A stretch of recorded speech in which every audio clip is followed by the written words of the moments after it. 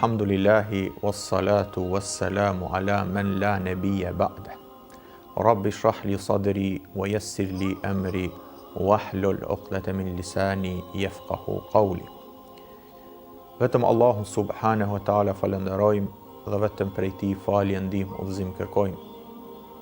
Salavatet, selamet qofshin mbi vullin e pejgamberis Muhammedin sallallahu alaihi wasallam, mbi shokët e tij, mbi familjen e tij dhe mbi të gjithë ata të cilët e ndjekin rrugën e tij me sinqeritet, deri në atë ditë ku thot Allahu subhanahu wa ta'ala: "Yawma la yanfa'u malun wala banun illa man ata Allah biqalbin salim." Pra, atë ditë nuk të bën dobi asgjë nga kjo botë, vetëm ai që shkon tek Allahu subhanahu wa ta'ala me një zemër të sinqert, me një zemër të pastër, me një zemër të përulur për Allahun subhanahu wa ta'ala. Të lëshikues të nderuar, thot Allahu subhanahu wa ta'ala në surën Taha: Taha ma anzalna alejke l-Qur'ana litashqa. Taha, ne thot nuk e kemi zbritur Kur'anin që të jetë mundim për njerëzit.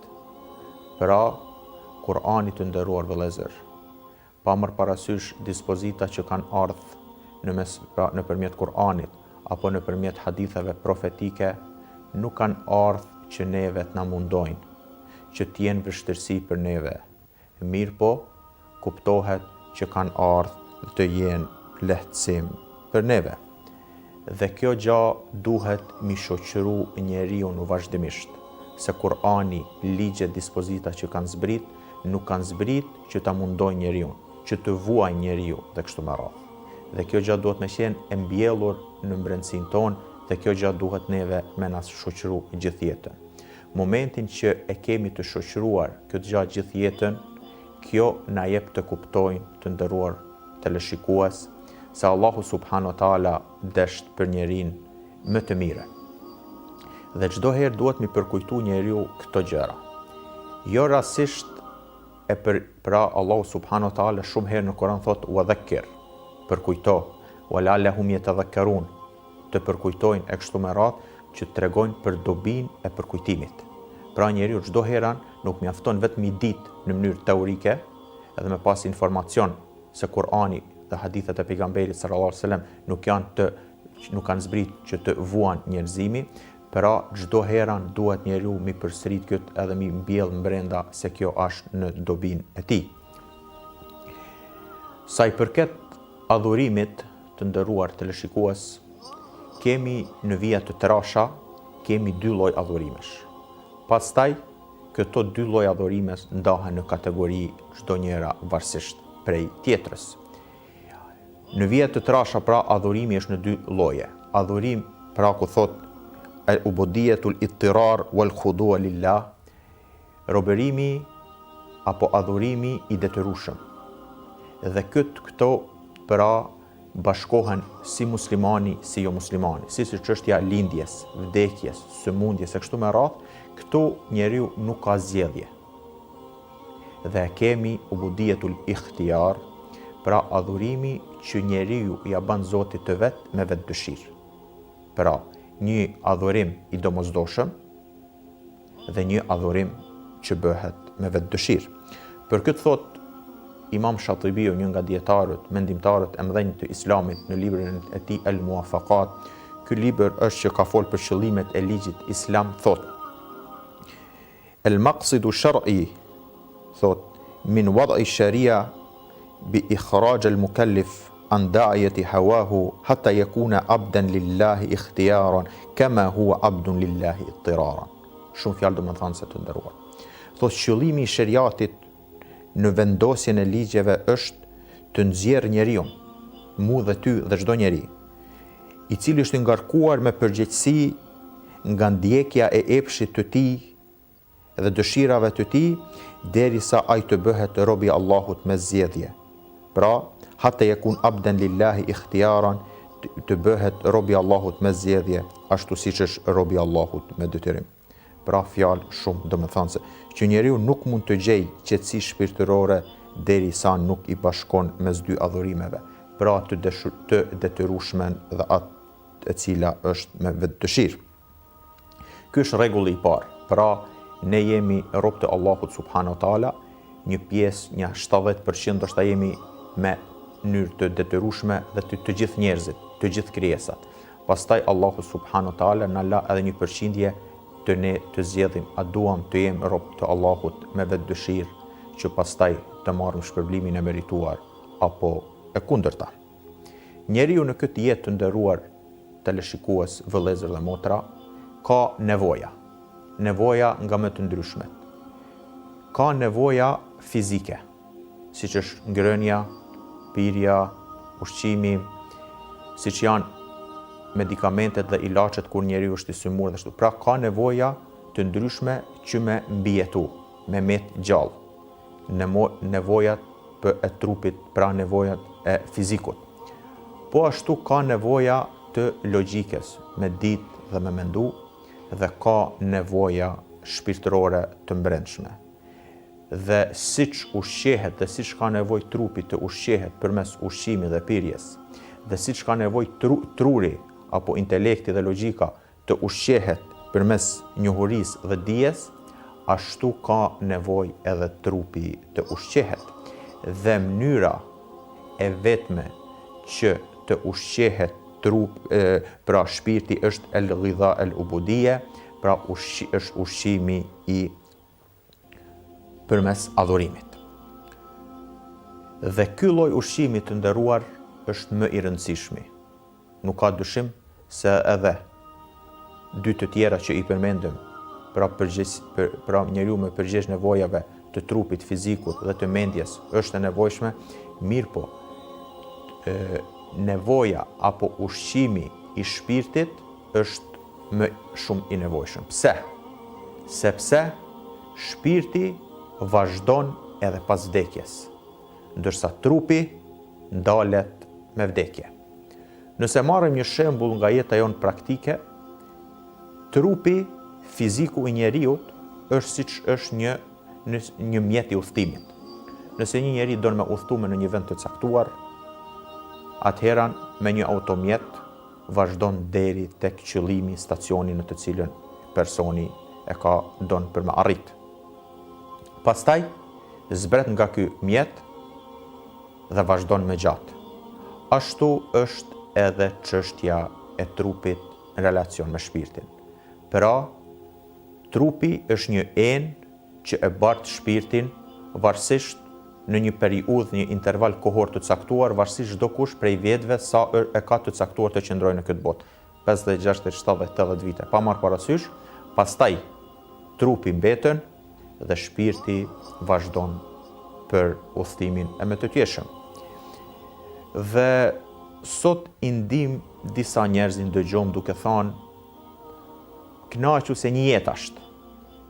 Mirë po, ky njeri ka koncept të gabuar për jetën. Muslimani dhe realiteti të jetë të kuptoj se janë dy jeta, nuk është vetëm një jetë. Dhe Allahu subhanahu wa taala kur thot ja lejteni, pra kur i përshkruan njerëzit pasi të vdesin dhe do të thojnë ja lejteni qaddamtu li hayati, mirë për mua, siç pse nuk kam vepru të kisha kontribu diçka më shumë për këtë jetë, e ka për qëllim për jetën pas vdekjes. Pra, ajo fjala se një herë jetohet, kjo është gabim edhe logjikisht, edhe sipas teksteve fetare.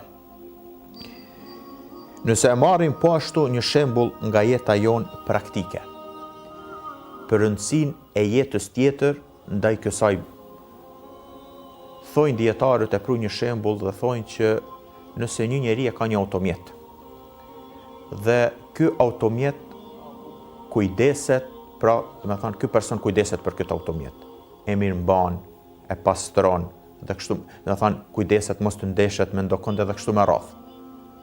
Mirë po, nuk kujdeset për veten e vet. Shtrohet pyetja, vallë, a je ti më i rëndësishëm apo automjeti? Dhe kështu është dhe çështja praktike në jetën tonë mes trupit dhe shpirtit. A është më i rëndësishëm shpirti i cili do të vazhdoj edhe pas vdekjes, apo thjesht vetëm trupi apo ana e jashtme. Për këtë thamë që ka rëndësi shumë më shumë që të ushqehet shpirti, dhe kjo bëhet përmes ushqimit të adhurimit. Dhe nuk ka dyshim të nderuar teleshikues se ai njeri i cili nuk e ushqen shpirtin përmes dyrëve të adhurimit, në mbrendësinë e tij është një zbrazësir. Pa marrë parasysh a pranon këtë apo jo, e vren apo jo, edhe pse pra e vren, nuk ka dilemë se e vren, mirë po pa marrë parasysh a shfaqen këtë zbrazësir apo jo. Për e vetmja boshatisje, e vetmja zbrazësir që mbushet është vetëm pra që e mbush këtë zbrazësir është ibade, pra është adhurimi. Dikush mund të thotë se edhe ai njeri që nuk e adhuron Allahun ndihet i kënaqur, sepse thash, nuk ka mundësi një njeri me qenë i lumtur dhe me lanë bosh me lanë bosh pra ushqimin e shpirtit i cili realizohet përmes adhurimit.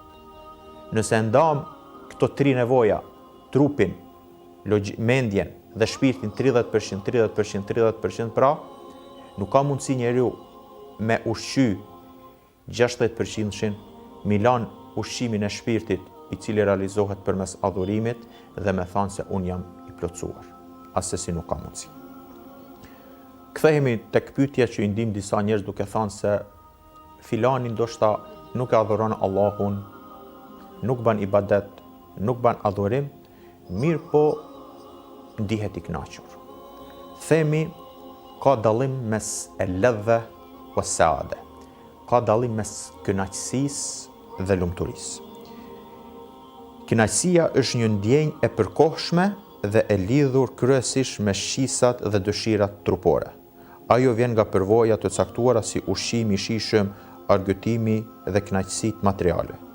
Megjithatë, kjo ndjenjë është pra e kufizuar në kohë dhe thjesht pra pasohet nga bëshlloku ose madje nga vojtja. Pra kjo është definicioni i kënaqësisë. Pra njeriu ka mundësi me qenë i kënaqur përkohësisht, mirë po ka të bëjë me gjendjen momentale.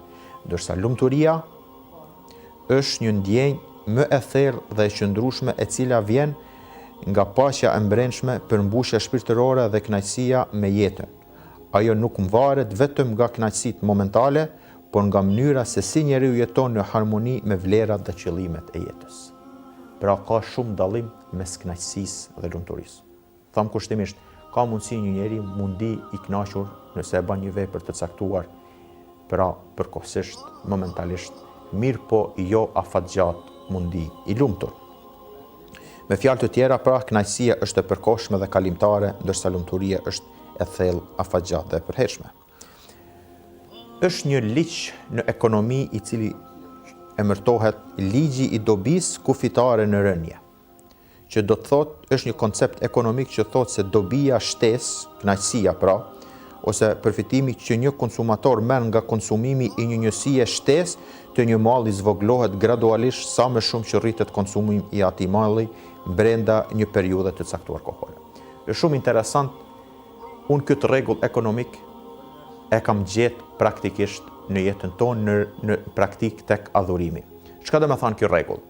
Sa më shumë pra që shtohet, aq më shumë paksohet. Që do të thotë, nëse një njeri shumë i uritur dhe fillon me hangër një ushqim të caktuar, momentet e para ky ndin shumë kënaqësi. Momentet e para që han nga ai ushqim. Pastaj vazhdon dhe sa më shumë që han, aq më pak zvoglohet kënaqësia. Pra sa më shumë që han ushqim, aq më shumë zvoglohet edhe kënaqësia përballë atij ushqimit. Derisa vjen në një moment që ndoshta para gjys ore ka qenë ushqimi më i preferuar i tij, para gjys ore ndoshta ka ndi shumë kënaqësi, pas gjys ore nuk mundet edhe mi pa po të njëjtën ushqim. Kështu të nderuar teleshikues është çështja edhe ai njeri i cili zhytet thellë në kënaqësi, po them thojza, në kënaqësi të pakufishme, në degenerim, në mos respektim ndaj urdhrave të Allahut subhanahu wa taala. Sa më shumë që futet, sa më shumë që shtohet në thojza kënaqësia si e sheh ai, aq më shumë paksohet edhe lumturia. Dhe këtë e shohim në jetën tonë përditshme. Njerëz duke u mundu me kërku kënaqësinë e tyre, i shef dhe shkojnë edhe në atë që e kundërshton natyrshmërinë e njeriut. E shef që shkojnë për droga, me pretekstin se duke mundu me gjetë kënaqësinë. Po ai njeri sa më shumë që zhytet në droga, thojza kënaqësi, ky më shumë më paksohet lumturia, sepse zgjohet ndoshta në qoshe të rrugës, problemet familjare pastaj ndodhin kështu më radhë. Do thënë sa më shumë është rregull, sa më shumë që njeriu zhytet në kënaqësi të pakufishme, nuk e balancan mes trupit, mendjes dhe shpirtit, sa më shumë që zhytet në kënaqësi të pakufishme, në degenerim, në mos respekt ndaj urdhrave të Allahut, në mos adhurim, sa më shumë që zhytet në to, aq më shumë edhe paksohet lumturia. Siç e prunë në shembull e atij rastit, pra sa më shumë që njeriu han nga një ushqim, momentet e para ka qenë i uritur dhe ka ndi kënaqësi. Sa më shumë që han nga ai ushqim, aq më shumë edhe i paksohet shija për të njëjtin ushqim. Kjo është sa i përket llojeve të adhurimit në vija të trasha. Kemi adhurim, pra, pa them kushtimisht të imponuar, pra nahnu ibad, ne jemi rob të Allahut subhanahu wa taala me domos, dhe kemi adhurim me vetdëshirë, ubudiyetul idtirar, që në të hyjnë të gjithë krijesat. Toka, qielli, musliman, jo musliman, të gjithë. Pastaj edhe kemi një përqindje që Allahu subhanahu wa taala i la njerëzit të lirë. Sepse pastaj do të merren në llogari.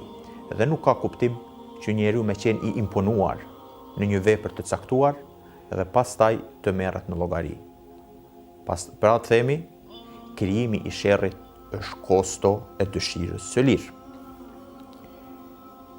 Dërsa sa i përket adhurimit i cili është me vetë dëshirë, këto kemi dy kategori adhurimesh. Kemi adhurimet e jashtme dhe kemi adhurimet e brendshme. Adhurimet e jashtme është siç është namazi, zeqati, haxhi, umrja, veprat e mira, morali i mirë dhe kështu me radhë. Nuk ka dyshim se këto kanë shumë rëndësi të madhe dhe çdo adhurim i jashtëm ndikon në të brendshme. Dhe kemi adhurimin e brendshëm siç është sinqeriteti, siç është meditimi. Dhe ne do të ndalemi pak tek meditimi. Se rëndësinë e madhe që ka meditimi që të shtyn për me bë vepra të mira, sepse njeriu mediton për rëndësinë e namazit.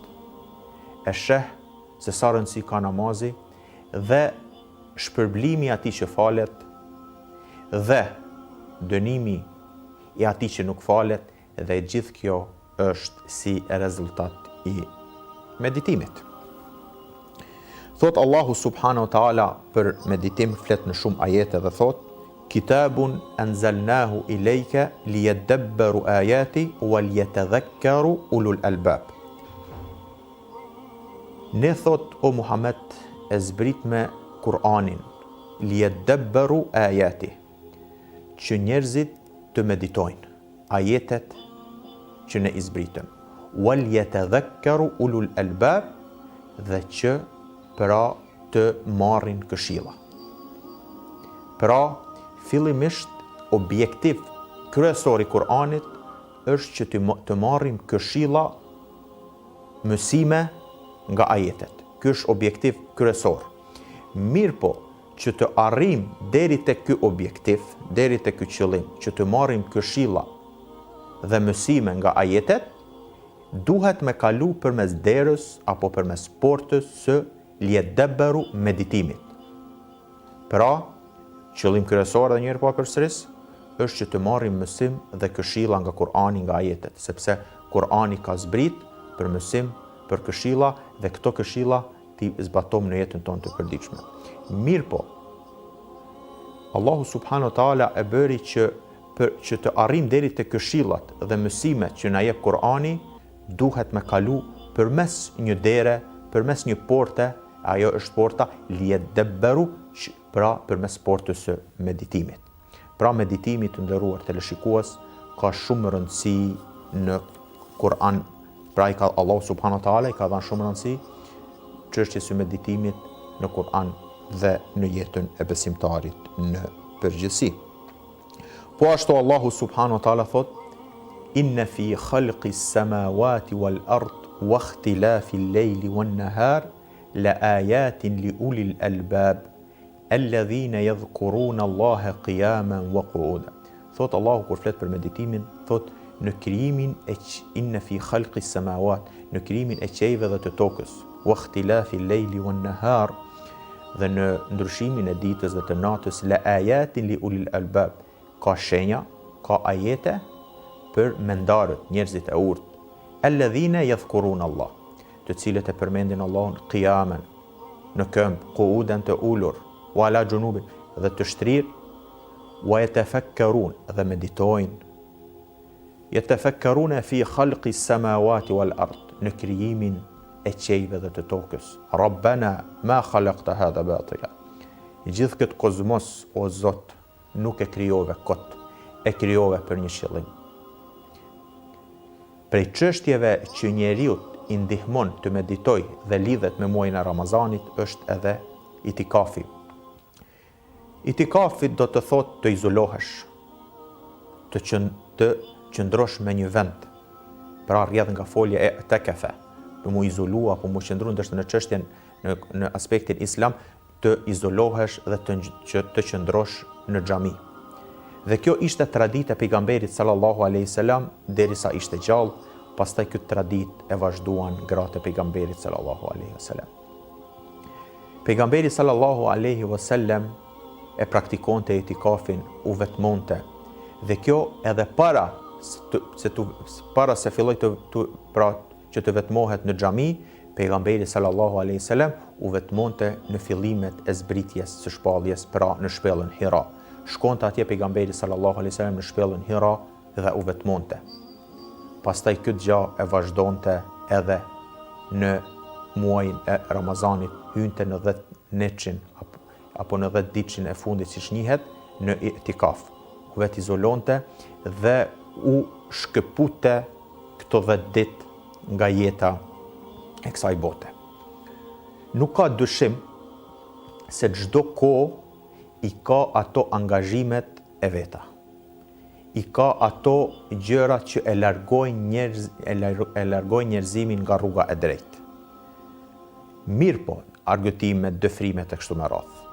Mirë po, unë mendoj se sot, nëse ka pas ndonjëherë njeriu nevojë të vetë izolohet në një kohë të caktuar, nuk është kush 10 ditë.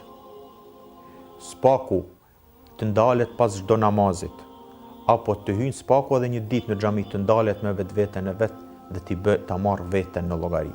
Pra them, nëse në çdo kohë ka nevojë për itikaf, unë mendoj se sot në një jetë aq dinamike që jeton, në një jetë që aq të shpejtë që jeton, fal rrjeteve sociale dhe të kështu me radhë, njeriu nuk ka mundësi mundal me veten dhe me mendu vallë, a është në të mirë apo është në të keqe. Shkak i jetës së shpejtë në të cilën jemi duke jetu. Mu për këtë erdhe dhe Ramazani, u ligjësu edhe itikafi këto 10 ditë që njeriu nëse 300 prej 365 ditëve, 355 ditë është i angazhuar me jetën e kësaj bote, 10 ditë njeriu duhet mundal dhe me mendu se vallë një këto 355 ditë si i kaloj thjesht, a është Allahu subhanahu wa taala i kënaqur apo nuk është. Allahu subhanahu wa taala i tha pejgamberit: "Ya ayyuhan nabi ittaqillah", o pejgamber, ke frikë Allahun. Pra, devotshmëria, përmirësimi i njeriu nuk ka kufi. Pra, Allahu subhanahu wa taala u drejtu pejgamberit sallallahu alaihi wasallam edhe pse ishte njeriu më i devotshëm. Kur tha inni atqakum lillahi wa khashakum, unë jam njeriu më i devotshëm dhe më shumë që i kam frikë Allahut. Mirë po përmes pejgamberit sallallahu alaihi wasallam u drejtu umetit të vet me një mesazh dhe i tha që përmirësimi dhe udhtimi për tek Allahu subhanahu wa taala nuk ka kufi, që njeriu vazhdimisht duhet mu mundu mu përmirësu. Mu për këtë Ramazani erdhi që fillimisht të ndikoj në vetet tona, pastaj ky ndikim duhet me sjell edhe ndryshim.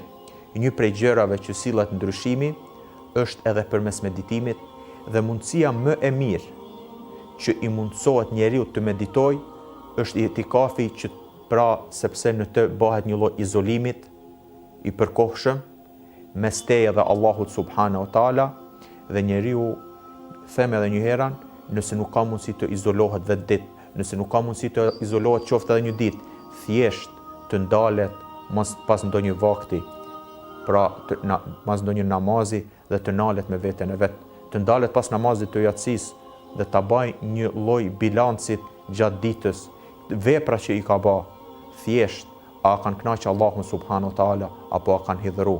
Momentin që ka vepra që kanë hidhuru Allahun, pra të kërkojnë pendim dhe kështu me radhë, e lutim Allahun subhanahu wa taala me na bë pra nga ato të cilët meditojmë dhe si rezultat i meditimit pra bëm vepra që e kënaqin Allahun subhanahu wa taala, dhe si rezultat i meditimit ndalemi nga ato vepra që hidhrojnë Allahun subhanahu wa taala.